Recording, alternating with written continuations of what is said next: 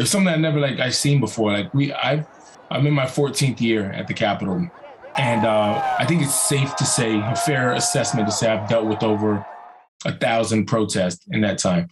Because, people protest anything and they have the right to, and they're allowed to, and they should be able to. So I think it's fair to say that I've overseen or been a part of, in a working capacity, over 1,000 protests. And I've never seen anything like this. And it was just an angry, possessed mob, what I saw. And it was the level of violence and anger that these people had. I have never seen anything like that. At least from a protest group, it was, if my adrenaline wasn't pumping, I guess it would be fair to say that I was scared out of my mind. But even with the adrenaline, I still had a little bit of fear in me. And I think that if you didn't have any fear in you that day, I don't know if you were human.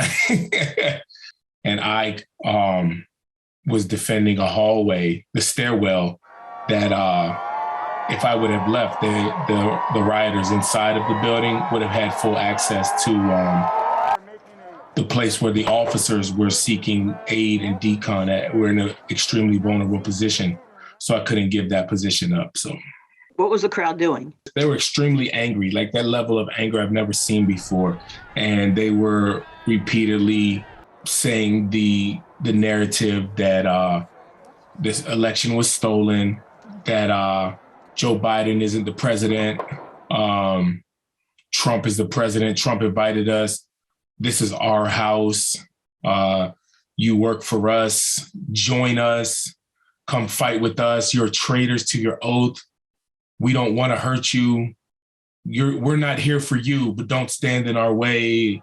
I always viewed the Capitol, the building, as a sanctuary. Like, it was a symbol of democracy, and the fact that democracy still exists, even though it's very fragile, clearly it's shown to be very fragile.